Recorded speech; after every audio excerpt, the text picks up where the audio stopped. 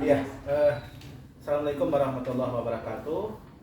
Perkenalkan, nama saya Beni Nugraha. Saya adalah CGP Angkatan 7 dari SMA Negeri 1 Calengka, dan rekan saya yang depan adalah Ibu Nia Rosliani, guru yang akan diobservasi oleh saya, dan di samping ini adalah pengajar praktik, dan pada kesempatan yang berbahagia ini akan melakukan percakapan pasca observasi kelas.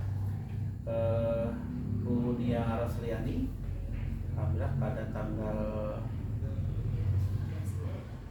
16 Mei telah melaksanakan pembelajaran di kelas dan diobservasi oleh saya. Kira-kira Ibu Nia ini apa yang sudah Ibu lakukan pada saat mengajar? Apakah Ibu sudah melaksanakan pembelajaran berdiferensiasi dan budaya positif dalam pembelajaran, dan kira-kira ketika Ibu mengajar itu Ibu telah melakukan apa untuk menarik minat siswa belajar pada pelajaran PPKN? Terima kasih sebelumnya Pak. Jadi yang sudah saya lakukan di kelas terkait dengan pembelajaran PPKN ini sebagai strategi yang saya lakukan, yang pertama saya melakukan pemetaan kebutuhan berdasarkan minat dan bakat anak. Yang kedua, saya melakukan pembelajaran yang berpusat kepada peserta didik atau student center. Yang ketiga, saya juga melakukan pembelajaran yang bersifat berdiferensiasi, artinya melihat perbedaan kemampuan anak. Yang kemudian yang keempat juga saya melakukan pembelajaran yang mengedepankan budaya-budaya positif anak, seperti kerjasama, saling menghargai satu sama lain, kemudian mereka tidak melakukan hal yang bersifat pemaksaan dan atau menghargai perbedaan pendapat. Dan kemudian mungkin yang terakhir, saya menciptakan pembelajaran yang dinamis dengan memberikan kesempatan kepada anak untuk kreatif, untuk bersifat yang lebih bermakna, mempunyai makna gitu. Nah, kemudian hasilnya mungkin sebagian besar anak bisa ikut dalam pembelajaran. Namun ada juga anak yang mungkin dia kurang bisa mengoptimalkan kemampuan. Dalam artian dalam pembelajaran kelompok ini beberapa orang aktif, tapi beberapa orang hanya berdiam diri atau mengikuti temannya aja yang aktif atau pasif. Nah, Ibu, saya lihat di saat Ibu melakukan pembelajaran ada pertanyaan pemantik ya tentang kebinekaan itu. Itu tujuannya untuk apa? Yang pertama mungkin berdasarkan model pembelajaran, yaitu discovery learning. Di antaranya kan saya mengemukakan sebuah hal yang sifatnya stimulus atau respon untuk memancing keinginan tahu anak, memancing jawaban anak, dan memancing anak untuk lebih peka terhadap kehidupan sehari-hari. Contohnya tentang kebinekaan, tentang integrasi, dan tentang hal-hal yang berhubungan dengan masalah kebinekaan, masalah integrasi. Tujuan betul. Satu lagi Bu, ini ada ketika akan masuk ke materi, itu kan menyanyikan lagu Indonesia Raya ya, itu betul. Ya saya itu apresiasi yang bagus sehingga bisa memusnahkan pada pembelajaran. Itu kira-kira apa yang Ibu pancing atau harapkan dengan mengumandangkan lagu Indonesia Raya itu? Yang saya ingin tekankan di sini, sebagai generasi muda, mereka jangan lupa terhadap identitas bangsa. Salah satunya itu adalah Indonesia Raya, itu satu. Yang kedua juga menumbuhkan rasa nasionalisme, rasa cinta tanah air terhadap bangsa dan negara itu, Pak. Iya. Berarti itu di kegiatan pendahuluan ya, dari tadi pertanyaan pemantik dan juga untuk membangkitkan emosional anak mungkin ya, itu di KSN, di emosional itu Ibu lakukan. Nah, untuk ini Bu, untuk supaya pembelajaran berdiferensiasi itu jalan, Ibu tadi membentuk anak ke berbagai kelompok itu seperti apa? Saya membentuk anak berdasarkan yang pertama mungkin kebutuhan anak gitu Pak. Jadi di sini anak kan ada yang sifatnya audio, ada yang visual, ada yang gabungan. Jadi mereka selain mempelajari materi, mereka juga mencari di internet, mereka juga melihat tayangan video gitu ya, sebagai bentuk visualisasi dari sebuah permasalahan dihubungkan dengan materi.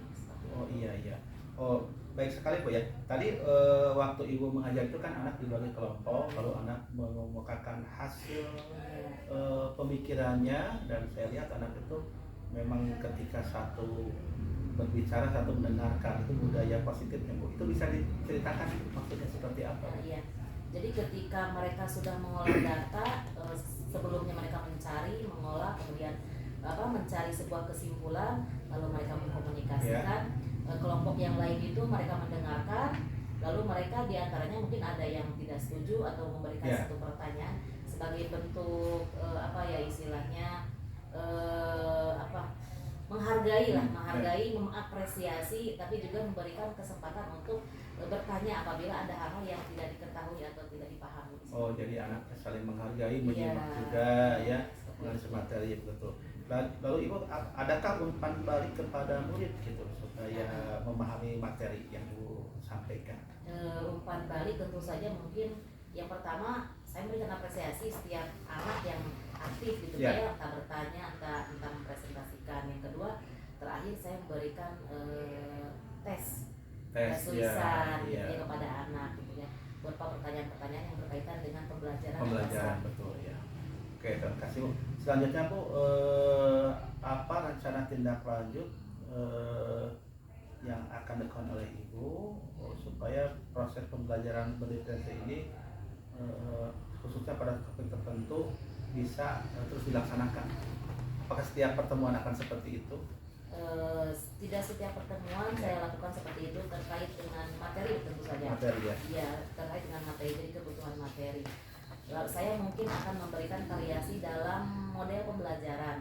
Kalau misalnya pada saat itu saya memberikan model pembelajaran discovery, mungkin saat tertentu saya akan memberikan model pembelajaran yang problem based learning barangkali Pak, sehingga anak itu tidak memecahkan masalah sendiri ya, memberikan kesempatan untuk memecahkan masalah. Atau satu waktu saya juga biasanya melakukan pembelajaran yang anak tuh lebih kepada brainstorming gitu. Jadi membuat anak berpikir keras ya, misalnya dengan debat dengan emosinya lebih tinggi ya. Emosinya lebih tinggi dan permainan juga membuat anak menjadi lebih aktif. Tadinya anak pasif itu hanya mengandalkan kelompok-kelompok atau individu dalam kelompok yang biasa kritis, tapi dalam debat itu semuanya bisa hidup ya, satu kelas itu. Baik Bu, kita ke rencana pengembangan diri Bu ya. Kira-kira untuk mengembangkan diri itu sebagai guru mata pelajaran PKN seperti apa, mulai dari aktivitas pengembangan, tujuan yang hendak dicapainya, ukuran keberhasilan seperti apa Bu ya, dan perangkat pendukungnya seperti apa. Mungkin Ibu bisa menceritakan aktivitasnya itu. Aktivitas pengembangan yang pertama yang tadi dikemukakan bahwa pembelajaran yang bersifat berdiferensiasi, artinya tidak mengacu kepada satu pola tertentu sesuai dengan kemampuan anak. Nah, tujuan yang hendak dicapai di sini berarti kita sebagai guru bisa mengakomodir setiap kebutuhan anak yang berbeda-beda ini Pak. Itu dari profil anak kan satu sama lain berbeda, dengan latar belakang yang berbeda, kemampuan yang berbeda. Ukuran keberhasilannya berarti setiap anak ini dia bisa menggali potensinya masing-masing, walaupun mereka berbeda satu sama lain. Ukuran keberhasilannya. Pendukungnya yang pertama ya RPP, kemudian media pembelajaran, LKPD, dan sumber belajaran tentu saja, sumber belajar diantaranya ya internet, buku paket dan lain-lain. Nah, kemudian yang kedua itu pembelajaran yang bersifat sosial, pembelajaran sosial emosional. Tujuan yang hendak dicapai yaitu menguatkan kompetensi sosial dan emosional anak, sehingga tercipta hal-hal yang bersifat baik gitu ya Pak, baik secara emosional maupun secara kompetensi sosial. Kemudian ukuran keberhasilannya, anak itu mempunyai kesadaran diri, kemudian keterampilan berinteraksi satu sama lain, kemudian bertanggung jawab, serta mereka juga dapat mengambil keputusan secara mandiri.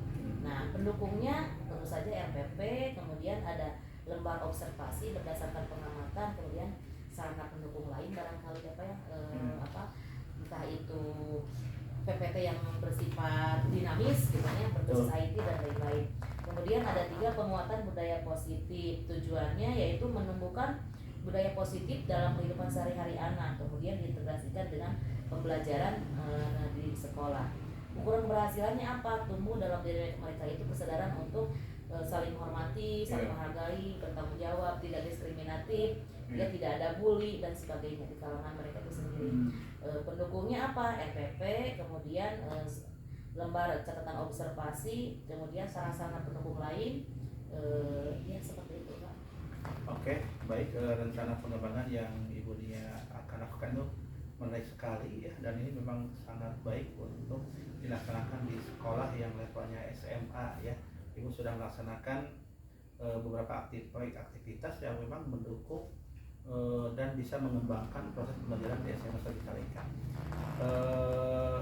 Baik Bu, terima kasih atas waktunya dan